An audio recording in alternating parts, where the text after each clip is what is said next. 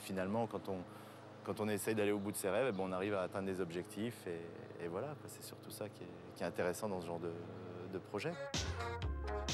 Aujourd'hui, Alex a pris ses nouveaux quartiers avec ses copains. Pour eux, les mercredis après-midi se jouent désormais en hauteur. On est tranquille ici. On n'a pas les parents et on est tout seul. Pas oublier de le dire, ça. Et pendant qu'Alex et ses copains s'amusent en hauteur, Michel, dont l'imagination est sans limite, peaufine sa dernière trouvaille, l'ascenseur. Alors l'idée, c'est une petite cage à oiseaux, comme on dirait. Ça y ressemble fortement. Voilà. Ça serait une petite cabine qui va permettre aux enfants de grimper jusqu'à la plateforme, par un système de treuil manuel, quoi. Ça sera la conclusion du projet, quoi. Mais comme Alex n'en a jamais assez, le revoilà au Festival des cabanes en Belgique. C'est le rendez-vous pour tous les passionnés de ces constructions originales. Et pour ceux qui ne savent pas planter un clou, vous pourrez acheter une cabane clé en main auprès de professionnels comme Cédric.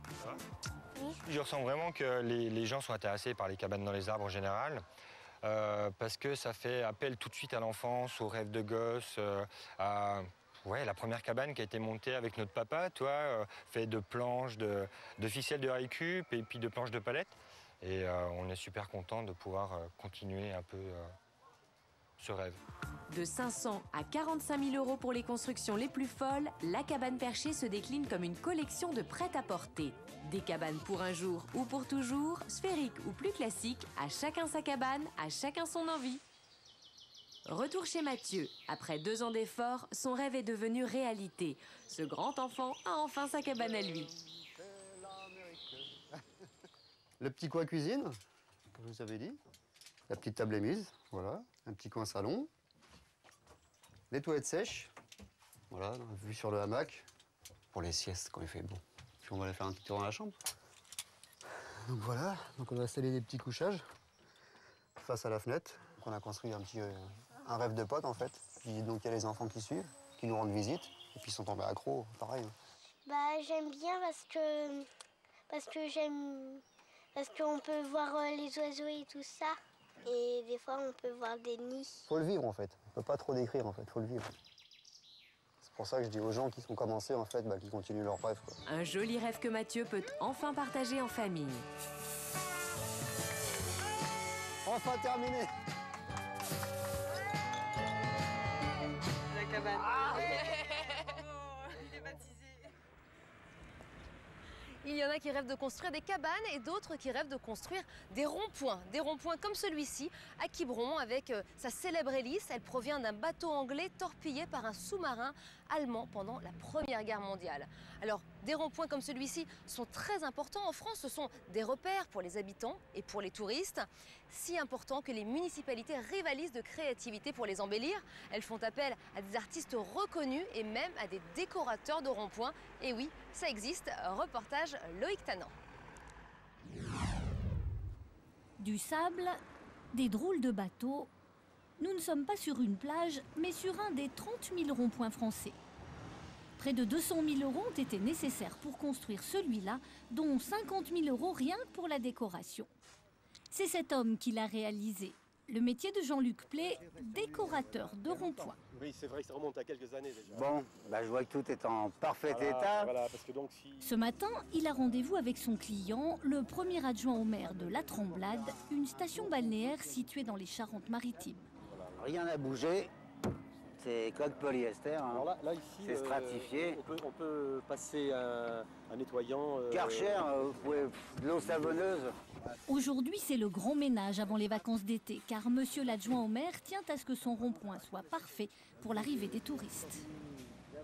Ce rond-point est quand même important pour les gens qui arrivent, de s'en servir comme repère pour s'arrêter, pour se donner des rendez-vous, pour se retrouver. Et là, les gens se sentent en vacances. Si tous les maires veulent décorer leurs ronds-points, c'est pour les rendre plus attractifs. Car la France est couverte de giratoires, 30 000 au total et 600 nouveaux qui naissent chaque année. C'est à Nantes qu'on en trouve le plus grand nombre, avec 1 millier rien que pour l'agglomération, un record. Et il y en a de toutes les sortes. Des minuscules qui paraissent inutiles, des compositions florales originales. Certains ont même leur petit nom. D'autres sont vraiment insolites. voire carrément monumentaux, comme ici en Seine-et-Marne. Mais tous ces ronds-points ne font pas toujours l'unanimité. Il y en a trop.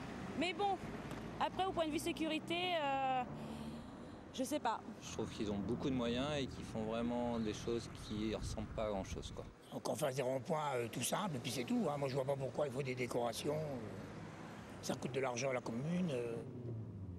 Éric Alonso a écrit un livre de référence sur les ronds-points. Cet architecte explique pourquoi on a multiplié ce type d'ouvrage en France à partir des années 80.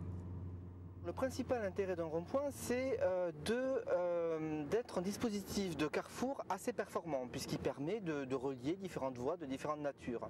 Il a une deuxième vertu, c'est de réduire les accidents.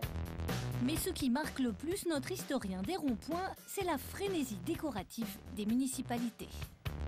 Certains élus se sont dit, tiens, peut-être que certains ronds-points méritent de constituer des repères à l'échelle d'une ville. Et à ce moment-là, on fait appel à des artistes reconnus, comme ici, Piotr Kowalski, qui va faire sortir une flèche métallique qui sert de repère et qui est en même temps une référence à l'axe de la Terre, puisqu'il est incliné parallèlement à l'axe de la Terre, il pointe l'étoile solaire. Jean-Luc, notre décorateur de rond-point, ne va pas aussi loin. Lui, il s'inspire plutôt des spécialités et des coutumes locales, comme ici à Marennes, près de l'île d'Oléron. C'est l'histoire d'un petit gamin qui a trouvé une huître géante dans la mer et il court vers la plage de Marennes.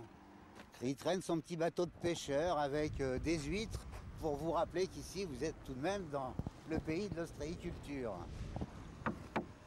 Constatez tout de même la qualité, une pièce qui bientôt aura 10 années, il n'y a rien à faire. C'est visible par tous les axes routiers qui arrivent sur le giratoire. Puis il est célèbre celui-ci, croyez-moi. Tellement célèbre que la mairie a mis les gros moyens pour sauvegarder son précieux trésor. Regardez en haut des lampadaires, vous allez découvrir des caméras qui sont là pour surveiller le giratoire, parce qu'il est interdit d'aller dessus, mais c'est probablement aussi, ils ont peur qu'on leur vole. Jean-Luc Plé, c'est le roi du rond-point. Rien que dans le département des Charentes-Maritimes, il en a décoré plus de 20. Un véritable showroom à ciel ouvert.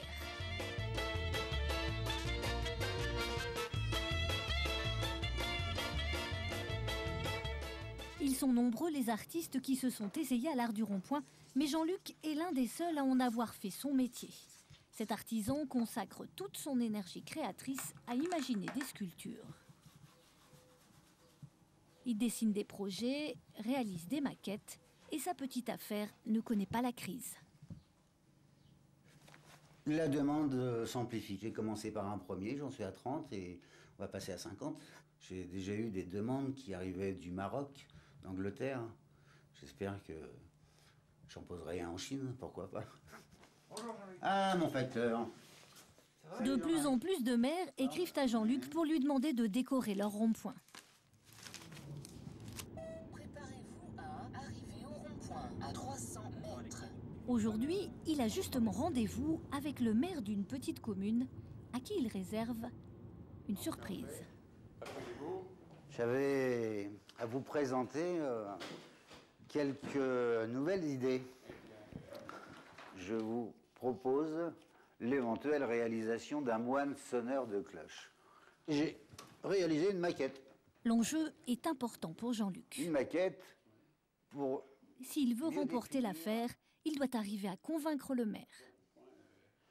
Je vous propose une mousse polyuréthane de très haute densité. Ça bouge pas. C'est totalement indestructible. Oui, combien cette sculpture pourrait coûter? Donc un moine de 4 mètres, livré, posé. Nous devrions être dans l'ordre d'un budget de 50 000 euros pour le défi technologique. Jean-Luc va-t-il réussir à séduire le maire avec son projet à 50 000 euros? Je souhaiterais que par ce point qu'on puisse inciter les touristes de faire un petit détour pour aller voir notre magnifique abbaye du XIIe siècle. Et puis un autre avantage, il n'y a pas d'entretien. Voilà, les ronds-points, il faut tondre, il faut tailler les arbres, il y a toujours de l'herbe, ça demande quand même beaucoup de main-d'œuvre. Alors que là, il y a absolument rien. Mais il n'y a pas que les maires qui s'intéressent aux ronds-points décorés. Jean-Louis, son truc, c'est de les prendre en photo. Ce collectionneur a même créé un blog où il a déjà publié plus de 2000 photos de ronds-points. Tous les jours, je diffuse des ronds-points. J'en mets 4 par jour. Là, vous voyez, il y a un rond-point avec des cyclistes dessus. Ça devait être pour le Tour de France. Ça se trouve à Chambéry. Après, il y en a un qui est super sympa à Saint-Jean-de-Maurienne. Vous avez un Opinel géant. Retour à La Rochelle chez Jean-Luc Plé, le décorateur de ronds-points. L'heure est à la concrétisation.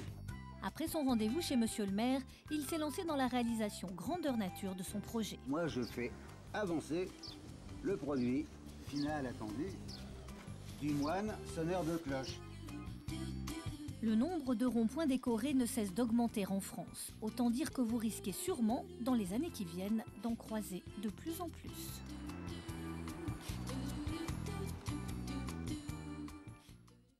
Si vous n'avez pas encore réservé vos vacances, eh bien je vous propose de découvrir un concept original, écologique et très à la mode, le week-end de survie. Alors rien à voir avec le confort de la célèbre Thalasso de Quiberon. En week-end de survie, pas de téléphone portable, pas de nourriture et pas de briquet, juste le calme de la forêt, ses ruisseaux et ses plantes et aussi ces petites bêtes qui peuvent faire vraiment très peur. C'est un reportage signé Élodie Ségalin et moi je vais passer mon week-end de survie à la Thalasso.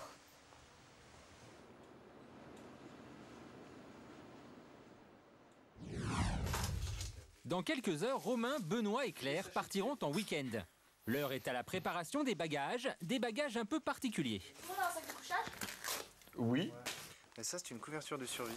En fait, ça peut être bien pratique pour s'isoler si jamais il fait froid. Pourquoi vous en êtes tout ça?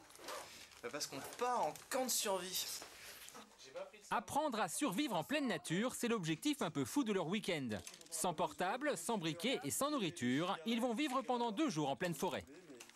C'est pour décompresser du travail et puis de la ville. C'est bien les vacances en hôtel, tout confort, mais c'est pas ce qu'on recherche en fait. On a envie de quelque chose de différent. C'est parti! Et c'est ici, en Poitou-Charentes, que ça se passe. Pendant 2 jours, ils vont apprendre à survivre dans cette forêt. Un stage intensif à l'initiative de cet homme. Bonjour messieurs. Alors vous êtes les Parisiens? Tout à fait. On vous attendait.